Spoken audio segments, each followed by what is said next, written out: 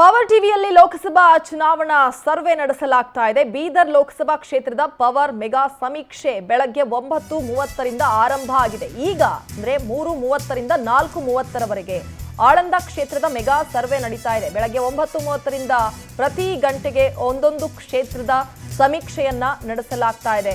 ಈಗ 3:30ರಿಂದ 4:30ರವರೆಗೆ ಆಳಂದ ಕ್ಷೇತ್ರದ mega survey ನಡೀತಾ ಇದೆ. 4:30ರಿಂದ 5:30ರವರೆಗೆ ಚಿಂಚೋಳಿ ಕ್ಷೇತ್ರದ ಸರ್ವೆ ನಡೆಸಲಾಗುತ್ತೆ. ಇನ್ನೇನು ಕೆಲವು ನಿಮಿಷಗಳು ಮಾತ್ರ ಬಾಕಿ ಇದೆ. ಆಳಂದ ಕ್ಷೇತ್ರದ ಮತದಾರರು ತಮ್ಮ ಅಭಿಪ್ರಾಯವನ್ನ ತಿಳಿಸೋದಕ್ಕೆ ಕಾಂಗ್ರೆಸ್ ಹಾಗೂ ಬಿಜೆಪಿ ಮಧ್ಯೆ ಇಲ್ಲಿ ಹಣಾಹಣಿ ಏರ್ಪಟ್ಟಿದೆ. ಭರ್ಜರಿ ಪೈಪೋಟಿ ನಡೀತಾ ಇದೆ.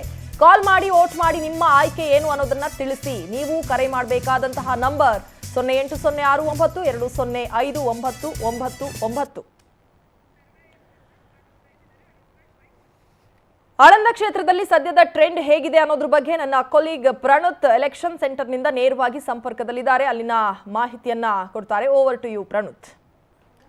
ರಚನೆ, ನಾವು ಬೆಳಗಿನಿಂದಲೂ ಕೂಡ ಬೆಳಗ್ಗೆ 9:30ಯಿಂದ ಈಗ 4:30, ಇನ್ನೇನು ಕೊನೆಯ 1 ಗಂಟೆ ಮಾತ್ರ ಈ ನಮ್ಮ ಸರ್ವೆನಲ್ಲಿ ಬಾಕಿ ಉಳಿದಿದೆ. ಲಾಸ್ಟ್ 1 ಅವರ್ ಇದು ಡಿಸೈಡಿಂಗ್ ಟೈಮ್ ಆಗೋದಕ್ಕೆ ಸಾಧ್ಯ ಇಲ್ಲ. ಆದರೆ ಈವರೆಗಿನ ಟ್ರೆಂಡ್, ನಾವು ಪ್ರತಿ ಅಸೆಂಬ್ಲಿ ಕ್ಷೇತ್ರದ ಟ್ರೆಂಡನ್ನು ಗಮನಿಸಿದಾಗ, ಫಾರ್ ಎಕ್ಸಾಂಪಲ್ ನೀವೇ ನನಗೆ ಮಧ್ಯಾಹ್ನದ ವರದಿಯನ್ನು ಕೊಟ್ಟಂಥ ಸಂದರ್ಭದಲ್ಲಿ ಕಾಂಗ್ರೆಸ್ ಮುನ್ನಡೆಯನ್ನು ಪಡೆದುಕೊಳ್ತಾ ಇತ್ತು ರಜನಿ. ಆದರೆ ಈಗ ಮತ್ತೆ ಬಿಜೆಪಿ ಮುನ್ನಡೆಯನ್ನು ಪಡೆದುಕೊಳ್ತಾ ಇದೆ. ಒನ್ಸ್ ಅಗೇನ್ ಹಾವೇಣಿ ಆಟ. ಯಾಕಂದರೆ 10 ವರ್ಷಗಳ ಕಾಲ ಆಡಳಿತ ನಡೆಸಿರುವಂಥ ಬಿಜೆಪಿ, ಅದರಲ್ಲೂ ಕೇಂದ್ರ ಸಚಿವರಾಗಿ ಕೆಲಸ ಮಾಡಿರುವಂಥ ಭಗವಂತ ಖೂಬಾ ಅವರ ಕ್ಷೇತ್ರ ಇದು. ಹಾಗಾಗಿ ಬಿಜೆಪಿ ಅಷ್ಟು ಸುಲಭವಾಗಿ ಇದನ್ನು ಬಿಟ್ಕೊಡುತ್ತೆ ಅಂತ ಹೇಳೋದು ನಮ್ಮ ತಪ್ಪಾಗುತ್ತೆ. ಆದರೆ ಕಾಂಗ್ರೆಸ್ ಅಷ್ಟು ಸುಲಭವಾಗಿ ಇದನ್ನು ಬಿಜೆಪಿ ತಗೊಂಡು ಹೋಗೋದಕ್ಕೂ ಕೂಡ ಬಿಡ್ತಾ ಇಲ್ಲ. ಈ ಕಡೆ ಕಾಂಗ್ರೆಸ್ನಿಂದ ಪ್ರಬಲವಾಗಿ, ಈಗ ಬಿಜೆಪಿ ಕಡೆಯಿಂದಲೂ ಕಾಂಗ್ರೆಸ್ ಕಡೆಯಿಂದಲೂ ಭಗವಂತ ಖೂಬಾ ಅನ್ನೋ ಒಂದು ಹೆಸರು, ಅದು ಬಿಟ್ಟರೆ ಕಾಂಗ್ರೆಸ್ ಕಡೆಯಿಂದಲೂ ಕೂಡ ಈಶ್ವರ್ ಖಂಡ್ರೆ ಅನ್ನೋ ಒಂದು ಹೆಸರು, ಆ 2 ಹೆಸರುಗಳನ್ನು ಬಿಟ್ಟರೆ ನಿಮ್ಗೆ ಪ್ರಬಲ ಅಭ್ಯರ್ಥಿಗಳು, ರಾಜ್ಯಕ್ಕೆ ಗೊತ್ತಿರೋ ನಾಯಕರುಗಳು ಅಂತ ಕರೆಸ್ಕೊಳ್ಳೋರು ಯಾರೂ ಇಲ್ಲ ಈ ಕ್ಷೇತ್ರದಲ್ಲಿ. ಸೊ ಈ ಕ್ಷೇತ್ರ ಆ ಕ್ಷೇತ್ರದ ಸಮಸ್ಯೆಗಳ ಮೇಲೆ, ಆ ಕ್ಷೇತ್ರದ ಮತದಾರರ ಮೇಲೆ ಸಂಪೂರ್ಣವಾಗಿ ಡಿಪೆಂಡ್ ಆಗಿರೋದು. ಇಲ್ಲಿಂದ ಎಕ್ಸ್ಟರ್ನಲ್ ಫ್ಯಾಕ್ಟರ್ಗಳು ಯಾವುದು ವರ್ಕ್ ಆಗೋದಲ್ಲ ಎಕ್ಸೆಪ್ಟ್ ಮೋದಿ. ಈ ಮೋದಿ ಅನ್ನೋ ಒಂದೇ ಒಂದು ಎಕ್ಸ್ಟರ್ನಲ್ ಫ್ಯಾಕ್ಟರ್ ಕಳೆದ 2 ಬಾರಿ ಈ ಭಾಗದಲ್ಲಿ ಬಿಜೆಪಿಯನ್ನು ಗೆಲ್ಲಿಸಿತ್ತು. ಅದಕ್ಕೆ ಹಿಂದಿನ ಬಾರಿ ಕಾಂಗ್ರೆಸ್ ಗೆಲ್ತಾ ಇತ್ತು, ಅದಕ್ಕಿಂದೆ ಮತ್ತೆ ಬಿಜೆಪಿ. ಸೊ ಪ್ರತಿ 2 ವರ್ಷಕ್ಕೊಂದ್ಸಲ ಇಲ್ಲಿ ಬಿಜೆಪಿಯೋ ಕಾಂಗ್ರೆಸ್ಸೋ ಒಂದು ರೀತಿ ಶಫಲ್ ಆಗೋದು. ಪ್ರತಿ ವರ್ಷವೂ ಕೂಡ ಇಲ್ಲಿ ಪಕ್ಷದ ಮೇಲೆ ಕೇಂದ್ರೀಕೃತವಾದಂಥ ಎಲೆಕ್ಷನ್ ನಡೆಯಲ್ಲ, ಇಲ್ಲಿ ವ್ಯಕ್ತಿಗತವಾದಂಥ ಎಲೆಕ್ಷನ್ ನಡೆಯುತ್ತೆ.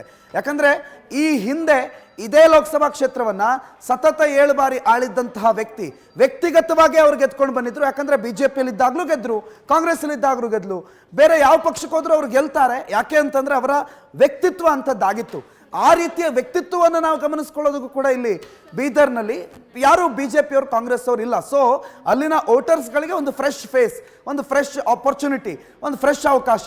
ಇದು ಬಿಜೆಪಿ ಇದೆ, ಇಲ್ಲಿ ಬಿಜೆಪಿಗೆ ವೋಟ್ ಹಾಕಬೇಕು ಅನ್ನೋ ಯಾವುದೇ ಸ್ಟೀರಿಯೋ ಟೈಪ್ಸ್ ಇಲ್ಲ, ಅಥವಾ ಕಾಂಗ್ರೆಸ್ ಇಲ್ಲಿದೆ ಕಾಂಗ್ರೆಸ್ಗೆ ಗೆಲ್ಲಿಸೋಣ ಅನ್ನೋ ಸ್ಟೀರಿಯೋ ಟೈಪ್ಸ್ ಕೂಡ ಇಲ್ಲ. ಇಲ್ಲಿ ಯಾರು ಅಭ್ಯರ್ಥಿ ಆಗ್ತಾರೆ ಅನ್ನೋದರ ಮೇಲೆ ಇಲ್ಲಿನ ಗೆಲುವು ಯಾರಿಗೆ ಅನ್ನೋದು ಡಿಪೆಂಡ್ ಆಗುತ್ತೆ. ಆದರೆ ಕ್ಷೇತ್ರವಾರು ಬಂದಾಗ ಅಲ್ಲಿನ ಶಾಸಕರ ಪ್ರಭಾವ ಭಾಳ ಚೆನ್ನಾಗಿ ವರ್ಕೌಟ್ ಆಗುತ್ತೆ.